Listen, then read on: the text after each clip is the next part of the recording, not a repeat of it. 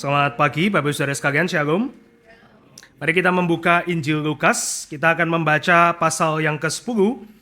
Kita akan membaca ayat ke-30 sampai dengan ayat ke-37. Injil Lukas pasal yang ke-10. Kita membaca ayat 30 sampai dengan ayat ke-37. Saya membaca yang genap, Bapak Ibu membaca yang ganjil, ayat 30 sampai 37. Demikian firman Tuhan. Jawab Yesus, ada seseorang yang turun dari Yerusalem ke Yeriko.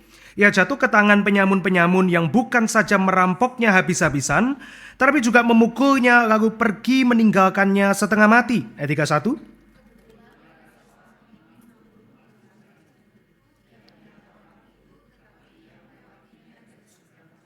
Nah demikian juga seorang Lewi datang ke tempat itu. Ketika ia melihat orang itu yang dirampok dan ditinggalkan di pinggir jalan, ia melewatinya dari seberang jalan.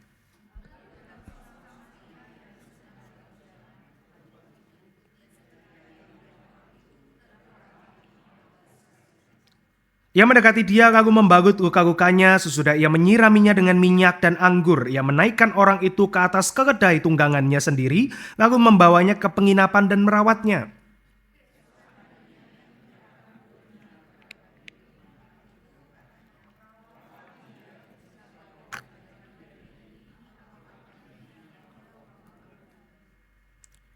Siapakah di antara ketiga orang ini menurut pendapatmu menjadi sesama manusia bagi orang yang jatuh ke tangan penyamun itu?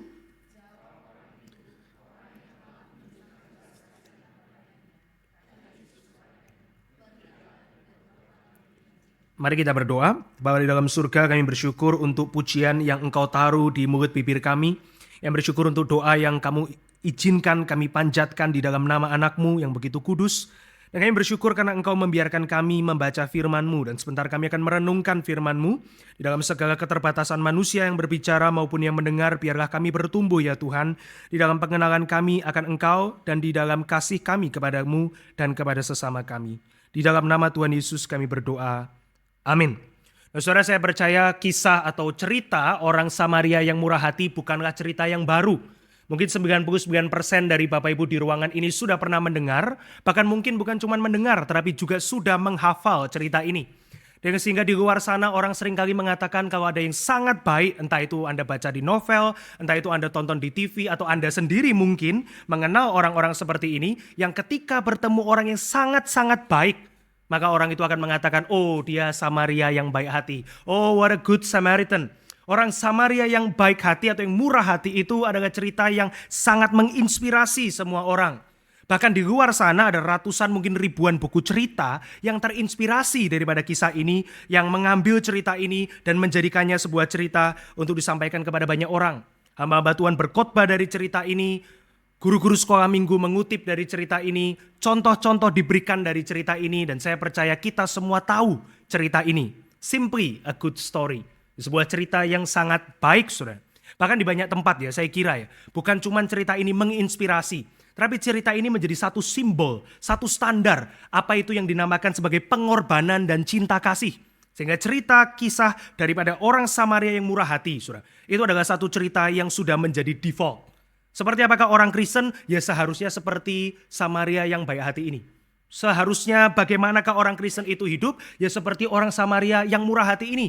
Sehingga kalau kita bisa menjadi orang Samaria yang murah hati, atau mendekati orang Samaria yang murah hati, nah itu bagus sekali. Kalau kamu bisa mendapatkan satu inspirasi daripada kisah ini dan menghidupinya, ya kamu jadi orang Kristen yang luar biasa itu. Saudara, kita semua sangat familiar dengan cerita orang Samaria yang murah hati ini.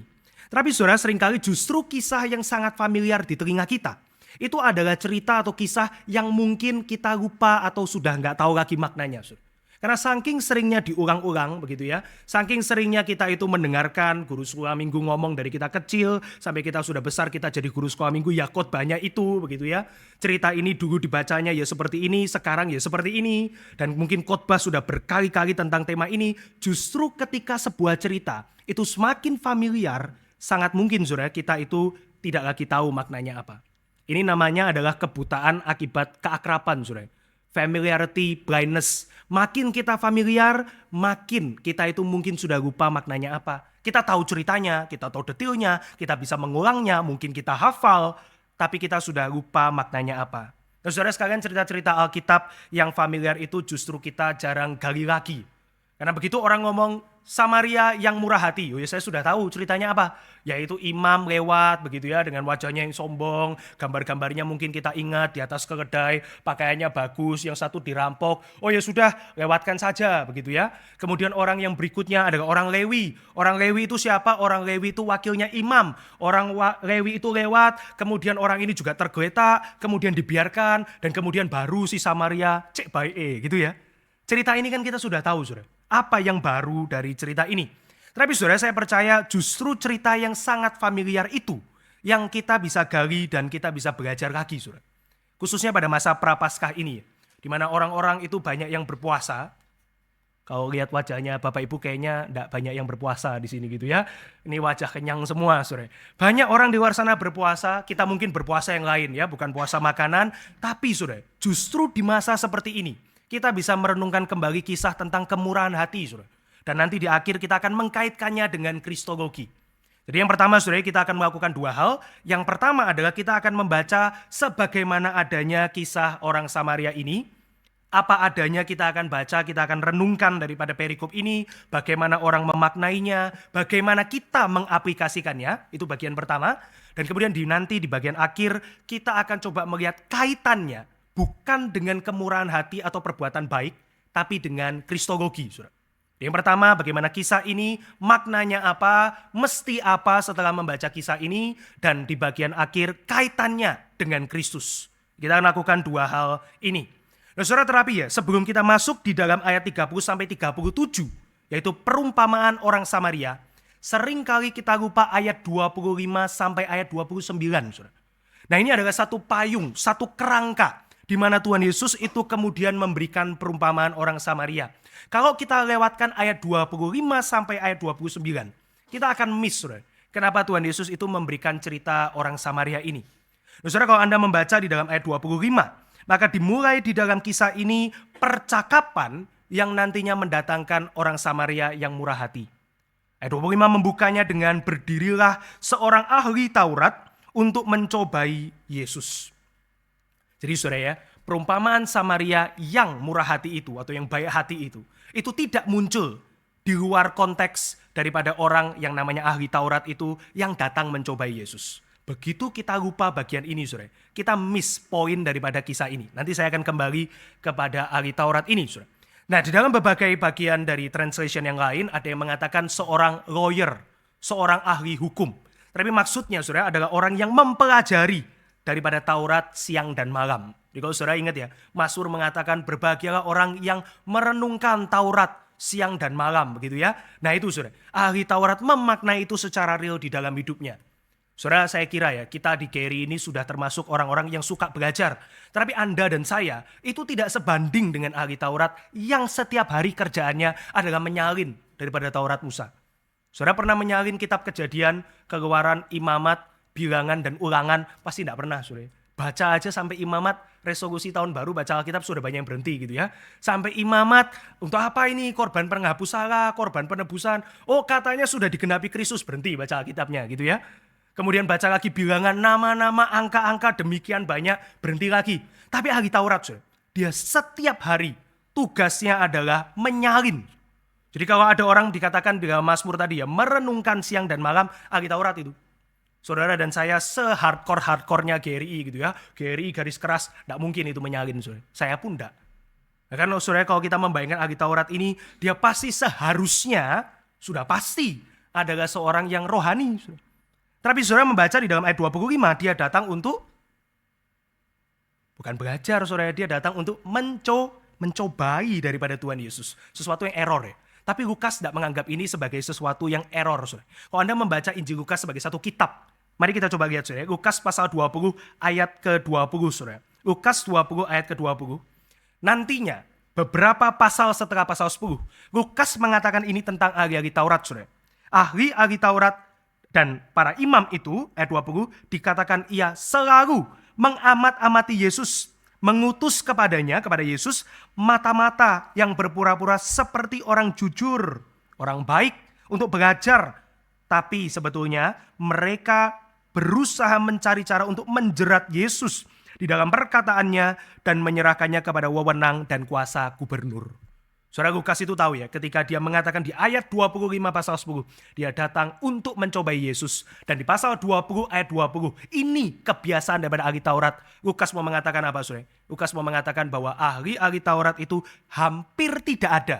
Atau orang-orang Farisi, orang-orang daripada imam-imam, hampir tidak ada yang datang untuk mendapatkan kebenaran dari Kristus. Mereka datang selalu dengan motivasi yang tidak baik. Mereka datang selalu dengan motivasi untuk menghancurkan. Menghancurkan apa? Menghancurkan Kristus. Kenapa menghancurkan Kristus? Karena Kristus adalah ancaman kepada mereka. Sehingga mereka sudah barangkali ya, secara simbolis, mereka sudah siap dengan kertas mereka, dengan ballpoint mereka, dan mencatat. Siapa tahu Yesus salah ngomong. Siapa tahu Yesus melakukan kesalahan secara hukum. Dan begitu kita dapatkan poin itu, maka kita akan bawakan itu kepada pihak berwajib untuk menangkap Yesus. Tapi saudara, Yesus itu pandai. Bukan cuma pandai di dalam hukum-hukum Musa, bukan cuma pandai di dalam kitab-kitab para nabi, tapi Yesus itu pandai untuk tidak terjebak di dalam muslihat daripada ahli-ahli Taurat. Maka saudara perhatikan ya, ketika dia datang dan bertanya atau mencobai Yesus dengan pertanyaan yang sangat bagus. Guru, apa yang harus ku perbuat untuk memperoleh atau mewarisi hidup yang kekal? Yesus tidak menjawab, saudara. Saudara, di bagian yang lain ya, Yesus itu akan menjawab pertanyaan seperti ini dengan pengajaran, dengan firman, dengan khotbah. Tapi kepada ahli Taurat ini, Yesus tidak menjawab dia. Yesus justru menjawab pertanyaan pertama dari ahli Taurat ini seakan-akan mengembalikannya kepada ahli Taurat itu. Yesus mengatakan, kamu kan seorang ahli Taurat. Katakanlah apa yang tertulis di dalam kitab Taurat. Apa yang kamu baca di dalamnya. Seakan-akan mengatakan, saudara, kamu sendiri itu kan ahli. Menurutmu sendiri bagaimana? Kenapa Yesus tidak menjawab, saudara, dengan pengajaran, dengan khotbah, dengan firman? Ya barangkali karena dia tahu, saudara, motivasi daripada ahli Taurat itu. Pada waktu kami di STT, saudara, seorang dosen, dia selalu memberitahukan kepada kami, ya, perhatikan.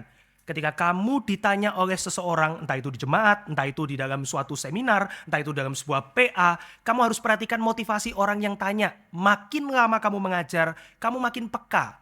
Orang yang tanya untuk tahu, dan orang yang tanya untuk mencobai, orang yang tanya untuk menunjukkan dia mengerti, orang yang tanya untuk memamerkan kepandaian dia, atau orang yang tanya untuk menjebak kamu. Nah, jangan sampai kamu terjebak di dalam pertanyaan-pertanyaan seperti itu. Saudara, dosen saja mengerti ya, apalagi Yesus. Yesus tahu ketika ahli Taurat ini tampil di kerumunan orang banyak, di antara orang-orang yang mendengar Yesus, dan kemudian bertanya, maka ini motivasi yang buruk. Dan Yesus mengatakan kepada dia, kamu sendiri kan adalah guru ya. Kamu jawablah apa yang kamu itu baca dari kitab Taurat. Saudara ya, waktu mendapatkan kesempatan seperti ini, ahli Taurat itu dalam hati mungkin berteriak yes. Karena dia sudah tahu jawabannya.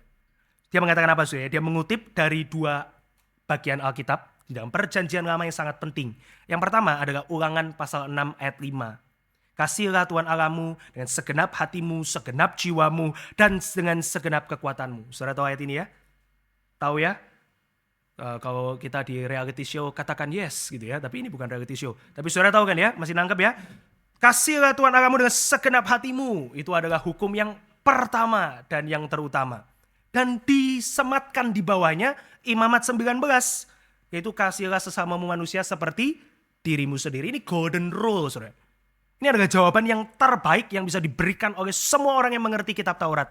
Dan kita bisa katakan bahwa ahli Taurat itu menjawab dengan akurasi maksimal.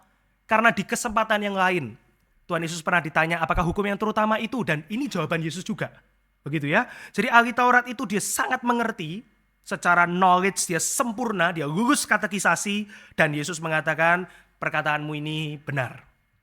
Saudara menarik ya. Waktu Yesus mengatakan perkataanmu ini benar.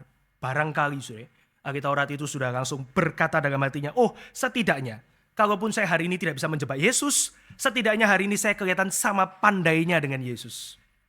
Kalau saya nggak bisa menjebak dia dan menangkap dia dan kemudian membawa dia ke dalam penjara, setidaknya saya bisa mendapatkan satu kesempatan untuk tampil sebagai orang yang sama pandainya dengan Yesus. Tapi saudara, Yesus tidak berhenti di sana. Dia melanjutkan yang kedua kepada ahli Taurat itu. Apa yang kedua, saudara? Ya pergilah dan lakukanlah itu. Ya, kalau kamu bisa melakukannya dengan sempurna, kasih Tuhan Allahmu itu, dan kamu bisa mengasihi sesama manusia seperti dirimu sendiri itu, ya sudah, kamu akan memperoleh hidup yang kekal yang kamu itu inginkan. Kalau kamu bisa mengerjakan itu dengan sempurna, maka kamu akan memperoleh hidup yang kamu inginkan. Kesannya Yesus itu menggambarkan bahwa kayaknya sudah pasti sih sebetulnya, bukan kayaknya lagi sih, sudah pasti sih kamu itu nggak bisa melakukan dua hukum yang kamu sebut. Secara pengetahuan 100 nilaimu, tapi secara perilaku kayaknya sudah pasti kamu nggak bisa itu mengerjakan itu. Masa sih kamu bisa mengasihi Allahmu dengan segenap hatimu dan mengasihi sesamamu manusia seperti dirimu sendiri? Kayaknya nggak bisa.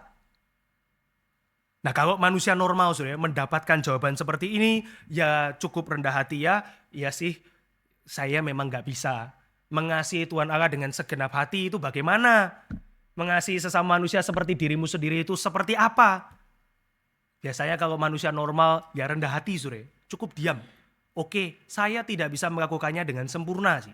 Atau cukup menerima lah, mungkin merasa bisa pun ya, setidaknya cukup menerima lah. Saya nggak bisa mengerjakan itu dengan sempurna. Tapi ahli Taurat itu confident-nya beda, beda sama kita ya. Tiap hari kerjaannya menyalin Taurat. Confident-nya tuh tinggi sekali, sehingga dia belum puas dan dia bertanya kepada Yesus pertanyaan kedua. Dia tanya dua ya. Yang pertama tadi, Guru, bagaimana caranya, apa yang harus diperbuat untuk memperoleh hidup yang kekal? Yang kedua, dia tanya, kasih sesama manusia itu siapa? Lantas, siapakah sesamaku manusia? Saudara, ini pertanyaan penting, ini pertanyaan kunci. Karena dia tidak tanya bagaimana mengasihi Allah. Mesti seperti apa mengasihi Allah? Allah yang mana? Dia tidak tanya. Kenapa dia tidak tanya pertanyaan itu? Ya karena orang Yahudi sudah tahu Allahnya yang mana. Allah Israel seperti apa dia sudah tahu. Cara beribadah kepada Allah seperti apa sudah ada dalam kitab-kitab Taurat. Maka dia tidak tanya itu. Seakan dia mengatakan kalau mengasihi Allah itu gue udah beres. Sudah tahu ya? Dia nggak nanya, oh gimana mengasihi Allah, gimana mengasihi sesama, enggak gue. Mengasihi Allah saya sudah beres. Saya lagi Taurat. Kamu baca Alkitab sampai imamat berhenti saya salin, saya hafal. Itu lagi Taurat. Tapi dia tanya, sesamaku manusia ini yang mana? Kalau yang ini adalah hal yang lebih sulit. Kalau mengasihi Allah saya sudah tahu panduannya. Mengasihi manusia itu seperti apa? Nah kira-kira saudara bayangkan ya. Anda adalah seorang ahli teologi. Seorang doktor gitu misalnya ya. Seorang profesor. Dan kemudian Anda memberikan pertanyaan yang Anda sudah pasti tahu jawabannya. Kan Anda profesor. Kira-kira kalau Anda masuk ke dalam benak pikiran daripada ahli Taurat ini. Jawaban apa yang dia expect Yesus itu akan kasih? Jawab kira-kira ya. Dia menantikan atau memperkirakan jawaban Yesus itu apa? Apa kira-kira?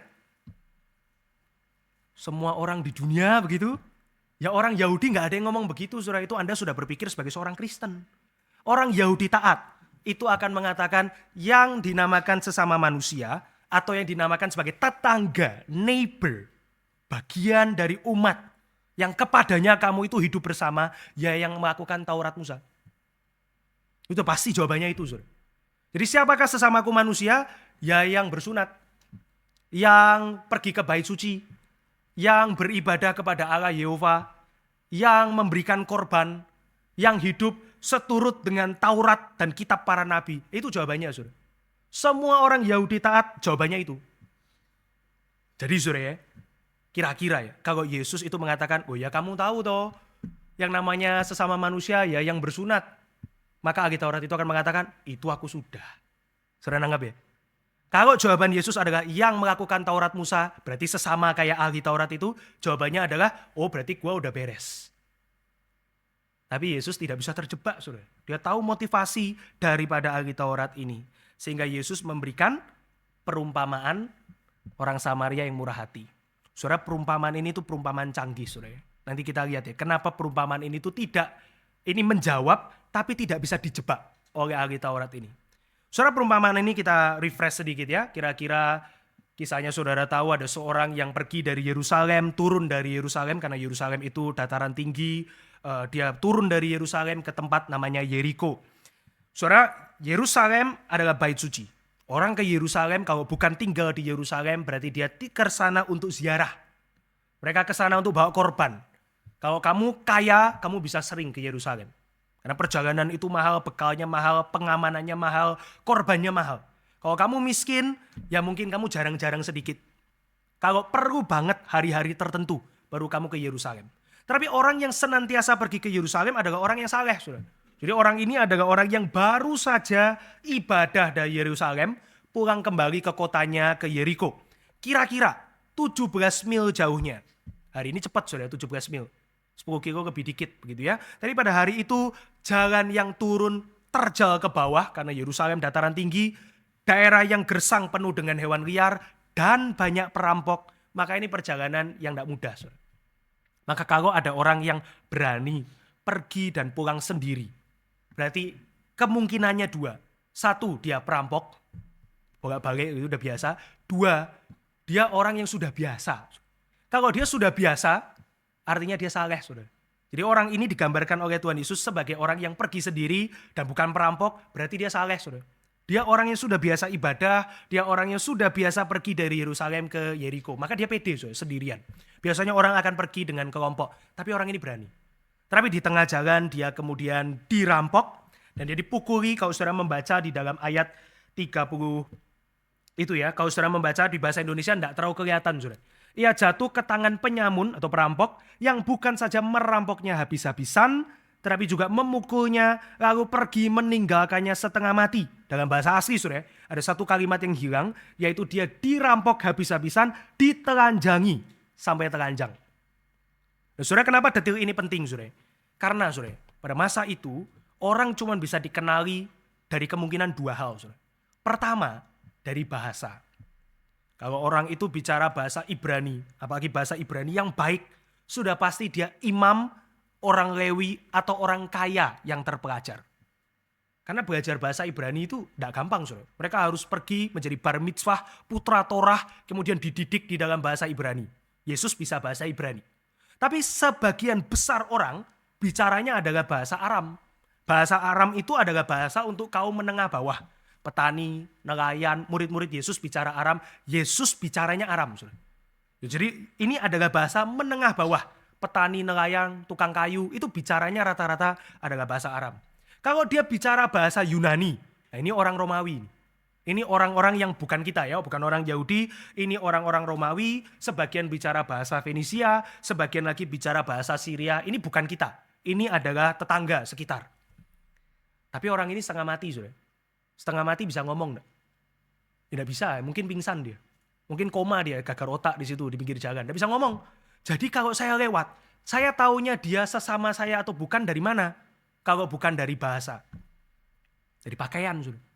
Tapi dia juga telanjang. Jadi saudara, cara Lukas menggambarkan dari perumpamaan Yesus ini adalah orang ini tidak bisa lagi dikenali. Sudah telanjang hampir mati, saudara. Bajunya tidak ada, ini orang mana tidak tahu, begitu ya. Kalau dia bajunya nelayan, ya mungkin nelayan sekitar sini, gitu ya. Kalau dia bajunya orang bagus, mungkin dia orang Romawi yang kaya, centurion, begitu ya. Kalau dia itu pakaiannya pakaian imam, ya berarti dia adalah orang Israel, Yahudi taat. Tapi ini telanjang dan tidak bisa diajak ngomong. Jadi saudara, Tuhan Yesus mau menunjukkan apa? Nanti ketika orang imam itu dan orang Lewi dan orang Samaria itu lewat, mereka sama sekali tidak tahu ini orang siapa. Saudara. Ini stranger, orang asing. Lawan katanya sesama di dalam Alkitab, itu stranger. Saudara. Bukan musuh ya. Jadi yang disebut sesama adalah yang kepadanya saya harus memberikan hospitality, keramahan saya, yang saya tidak tahu dan biasanya orang-orang tutup pintu ya kepada orang asing karena bisa saja dia perampok atau musuh. Jadi saudara, orang ini tidak bisa dikenali sama sekali, dia adalah stranger. Maka mulai saudara, Tuhan Yesus menceritakan ayat 31, kamu tahu imam lewat dari Yerusalem. Ini pendetanya saudara. Ini kan baru dari Yerusalem ya. Dia baru dari Yerusalem, dirampok di pinggir jalan, tapi jemaatnya banyak gitu ya. Jadi imam ini lewat dia tidak tahu ini siapa. Kemudian dia mungkin berhenti sejenak, ya kita biasa membayangkan ya. Sebetulnya perumpamaan Yesus ini tidak bisa didramatisasi saudara ya. Karena orang itu cuma dicatat, ia melihat orang itu, imam itu melihat si yang dirampok, tetapi melewatinya dari seberang juga, cepat gitu ya. Tapi biasa kita dramatisasi ya. Dia melihat, mungkin dia menghitung-hitung ya, wah ini daerah berarti lagi rawan nih. Perampoknya bisa aja masih sembunyi di sekitar sini. Nggak boleh lama-lama berhenti. Terus dia lihat lagi, ini siapa ya? Ini nggak ada pakaiannya, diajak ngomong nggak bisa. Mungkin dia nggak mau sentuh, karena kalau sentuh najis kalau sudah mati. Maka dia mungkin di atas kuda atau keledainya cuman, oi, oi, oi, gitu ya. Masih nggak sadar. Terus dia mungkin membuat kalkulasi cepat dan kesimpulannya adalah pergi aja deh. Yang kedua, saudara, orang Lewi. Orang Lewi itu adalah wakilnya imam. Jadi dia adalah orang yang juga adalah wakil daripada umat di dalam keagamaan. Dan orang Lewi itu juga terhormat ya, mirip dengan orang imam tadi. Imam jabatan lebih tinggi. Kalau dia imam berarti kemungkinan dia stratanya paling tinggi di dalam masyarakat. Punya duit, punya status, punya kehormatan. Lewi di bawahnya. Jadi kalau tadi pendeta ini vikaris ya.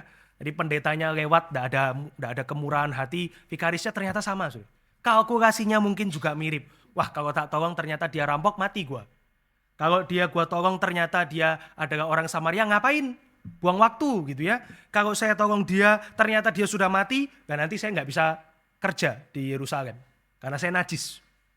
Jadi membuat kalkulasi yang mungkin sama, dia juga kemudian melewati daripada orang yang terampok itu.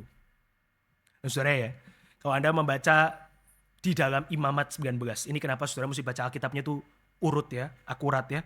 Kalau saudara membaca di dalam Imamat 19 ayat 16, kita tidak baca ya, Imamat 19 ayat 16, saudara catat ya. Seandainya orang itu cuman sekarat tapi bisa ngomong, dan kemudian dia bilang, Pak Imam, Pak Lewi, saya adalah orang Yahudi, baru dari Yerusalem ke Bait Suci. Kalau seandainya dia bisa ngomong begitu, menurut Imamat 19 ayat 16, dia mesti ditolong. Wajib itu. Di Imamat 19 ayat 16 dikatakan, kalau kamu melihat sesamamu manusia diserang binatang liar, tenggelam, dirampok, maka kamu bound to save. Kamu wajib menolong. Seandainya imam dan orang Lewi itu yang taat hukum, melihat, oh ini pakaiannya adalah pakaian orang Yahudi.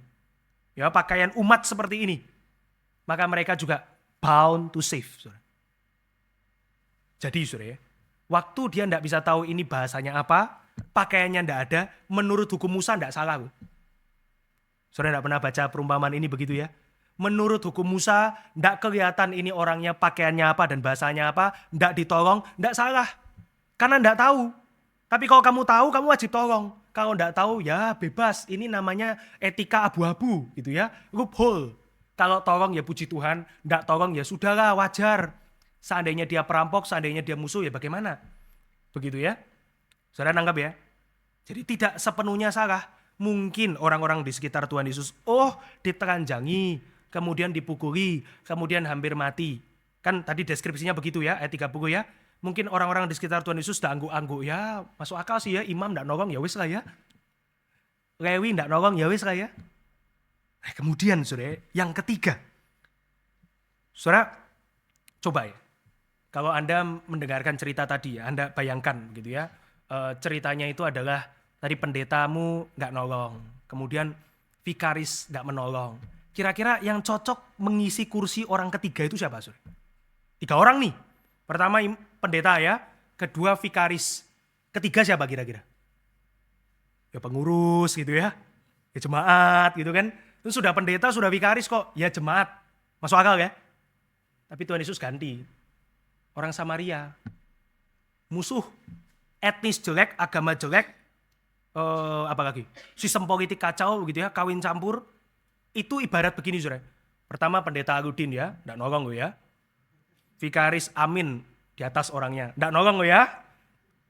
Yang ketiga, Habib Rizik. Habib Rizik muncul terus nolong. Saudara bisa bayangkan ya, kira-kira kalau saudara jadi orang di sekitar Tuhan Yesus, dengar cerita seperti ini, mikir apa saudara? Ini cerita apa ini? Yang namanya habis Pak Agudin, Vikaris Amin, ya kira-kira Pak Wahono gitu yang rumahnya mau dipakai. Kok jadi Habib Rizik? Kira-kira begitu saudara. Saudara memandang Habib Rizik ya, tidak sehina orang Israel pandang orang Samaria saudara. Mereka kalau mengingat bersentuhan, mesti ngobrol sama orang Samaria, itu mereka mungkin meludah saudara. Mereka tidak akan lakukan itu. Mereka rela kok putar sekian kilometer jalan kaki, yang penting tidak lewat desanya Samaria. Jijik itu buat mereka saudara.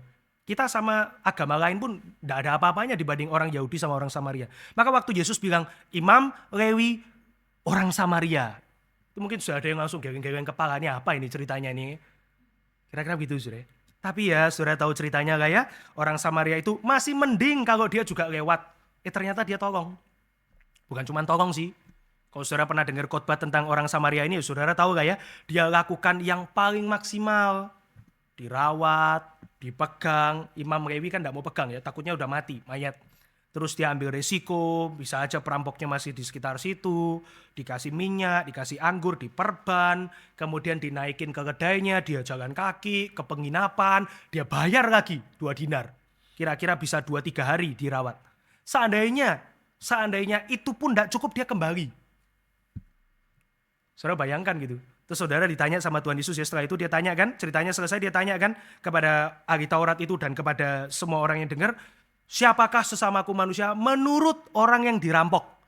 Bukan siapakah sesamaku manusia gue ya. Siapakah sesamaku manusia menurut orang yang dirampok?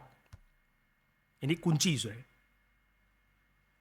Kalau saudara ditanya begitu, saudara mesti jawab yang nolongin ustadz gitu kira-kira bisa keluar gak?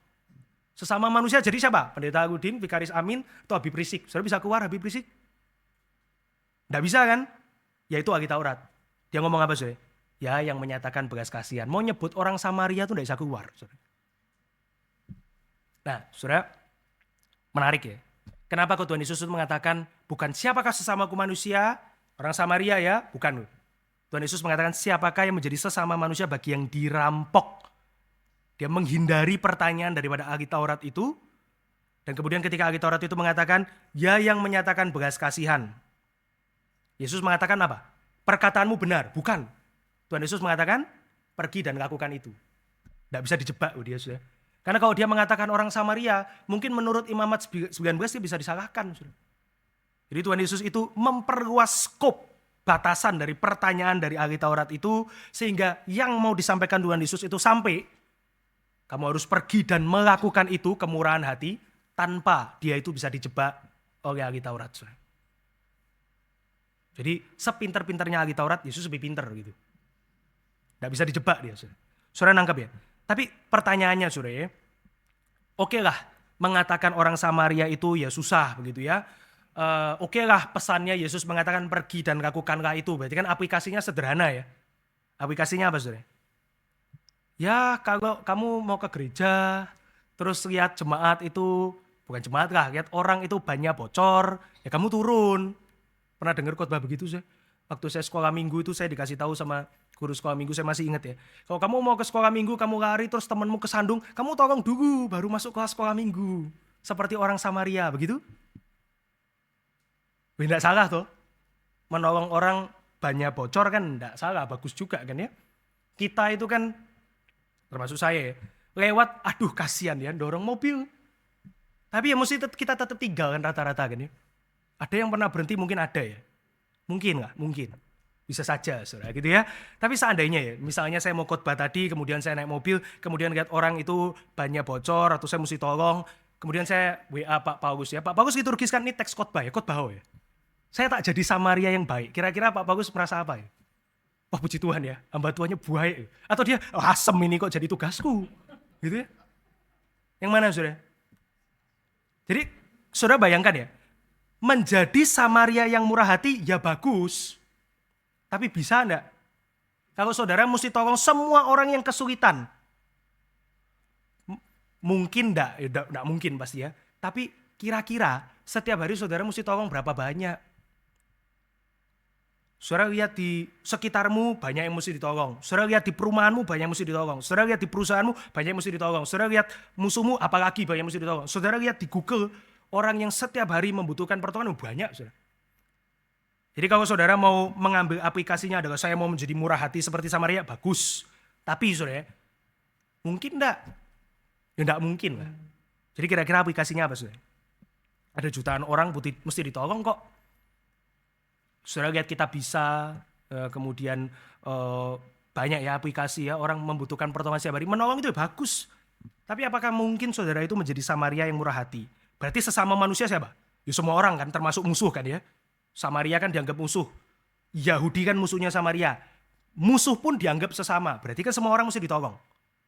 Jadi saudara, waktu kita membaca perumpamaan ini saudara, yang kita sudah familiar, perumpamaan ini artinya ya kamu sih jadi baik. Pada akhirnya saudara, ya bukan itu sih kayaknya sih. Karena kalau kamu sih jadi baik, ya semua orang sudah tahu. Tapi pesan yang mungkin lebih besar saudara, dan yang mungkin kita jarang pikirkan, adalah barangkali maksud perumpamaan ini bukan sekedar kamu mesti jadi baik, meskipun itu baik, tapi bahwa kamu itu tidak bisa membenarkan dirimu di hadapan Allah. Ya dong, kalau kamu mesti mengasihi Tuhan Allah, oke lah itu di skip sama Tuhan Yesus ya. Kita fokus ke sesama manusia. Saya mau mengasihi sesama manusia seperti diri sendiri. Terus Tuhan Yesus bilang, ya tak kasih tahu ya, sesamamu manusia adalah semua orang. Bisa mengasihi semua orang seperti dirimu sendiri? Nggak bisa. Jadi maksud daripada perumpamaan ini adalah Tuhan Yesus mau bilang ya, ahli Taurat ya, ojo sombong. Kamu nggak mungkin bisa mengasihi Allah dengan segenap hatimu. Mengasihi sesamamu manusia aja kamu nggak tentu bisa. Karena semua orang kok, bukan cuman yang temenmu, bukan cuman tetanggamu, bukan cuman sesama ahli Taurat, tapi semua orang. Ini konteks dekat saudara ya.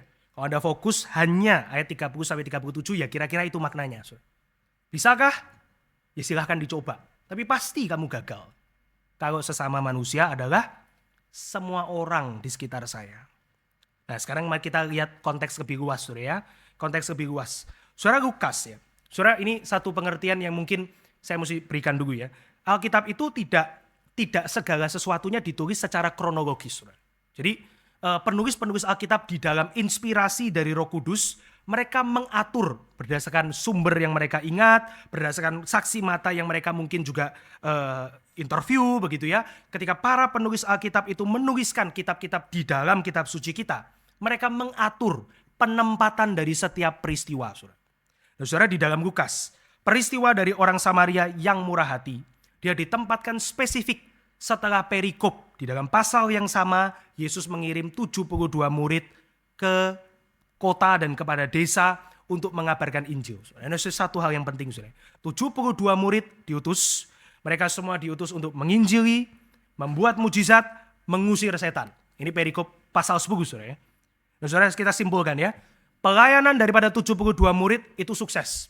Yesus mengatakan aku melihat seperti iblis itu jatuh dari angkasa. Begitu ya. Ini adalah pelayanan yang sukses. Ini adalah sebuah pekerjaan baik. Maka perikop 72 murid artinya good works. Kerjamu bagus. Pekerjaanmu baik. Kemudian perikop orang Samaria yang baik hati. Kalau kita simpulkan, ya orang Samaria ini yang kamu tidak bisa seperti orang Samaria ya. Orang Samaria luar biasa baik. Good works. Pekerjaanmu baik. Jadi 72 murid, good works. Orang Samaria, very good works. Nah, kemudian perikop setelah orang Samaria adalah Yesus tiba-tiba. Lukas taruh di sana perikopnya, Yesus ada di rumah Marta dan Maria. Saudara tahu kisah ini juga ya.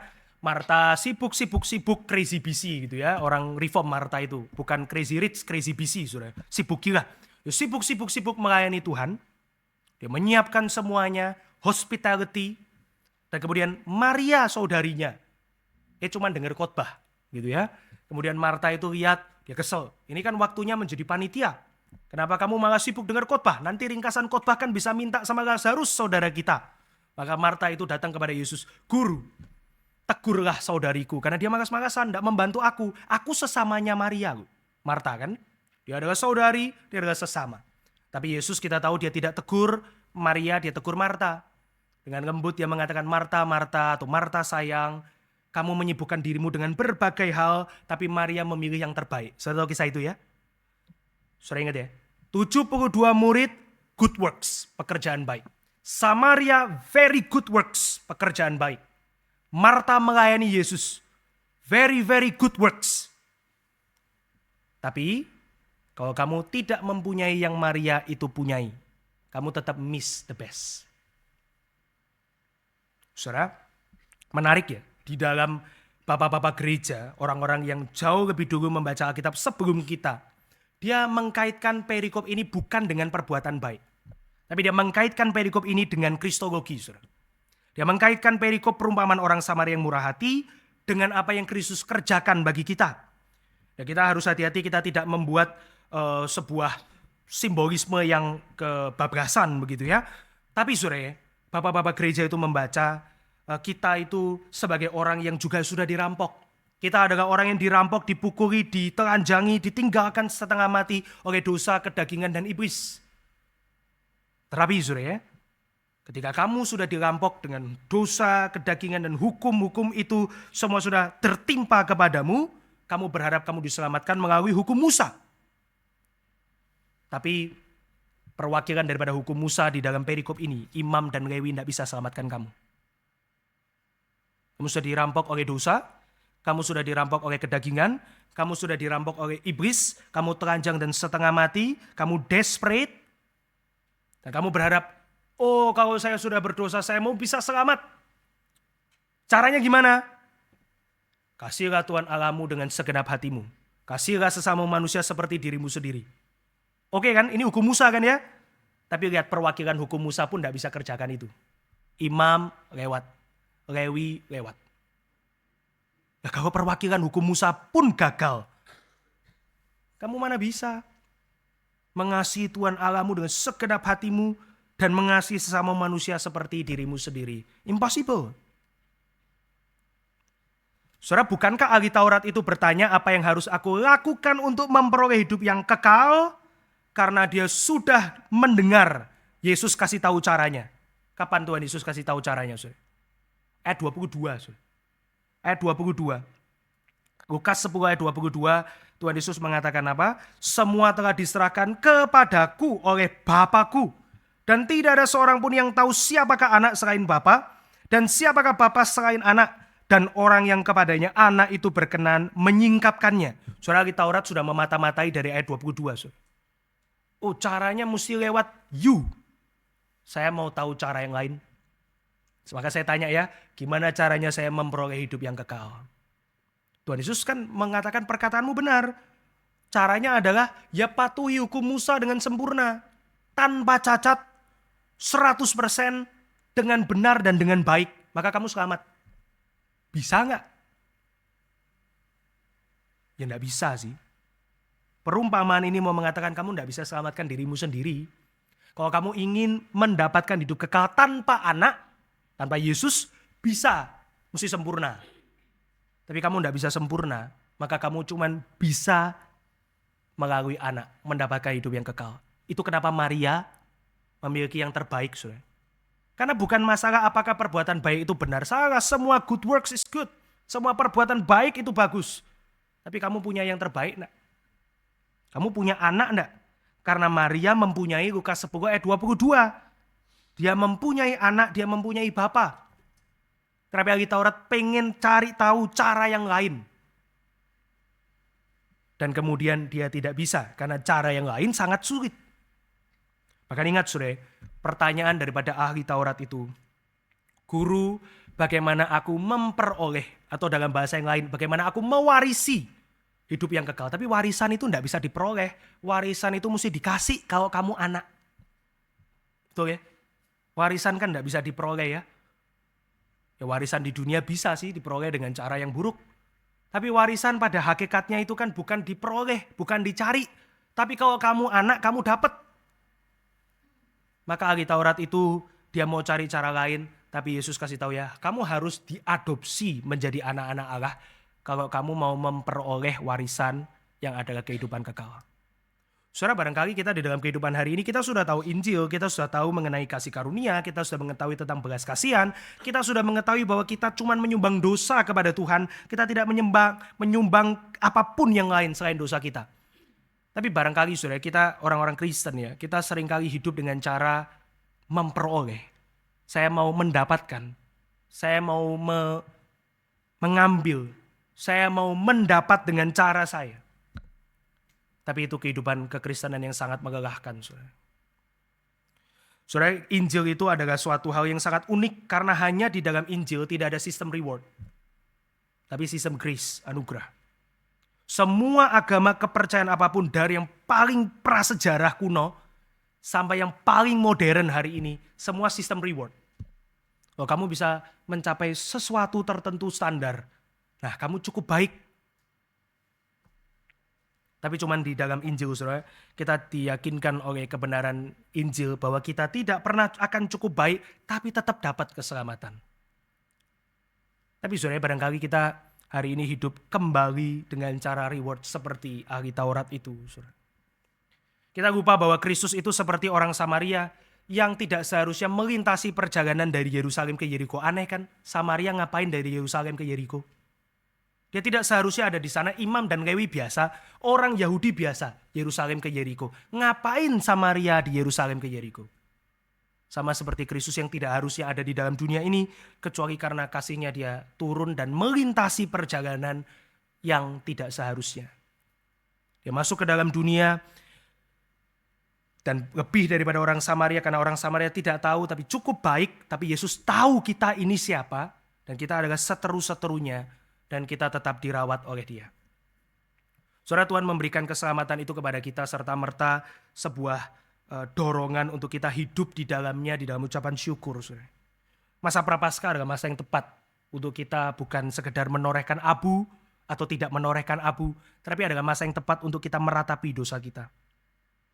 Karena kita seringkali kembali, saudara, kita either memperbudak diri kita lagi, dipukuli seperti orang yang dirampok itu, atau kita merasa, oh kalau dosa saya lumayan banyak, maka saya harus cari reward yang juga lumayan banyak. Tapi ini cara hidup yang melelahkan, saudara. Maka barangkali, saudara, khotbah ini pantas ditutup dengan kalimat Tuhan Yesus kepada Marta yang diulang kembali kepada kita.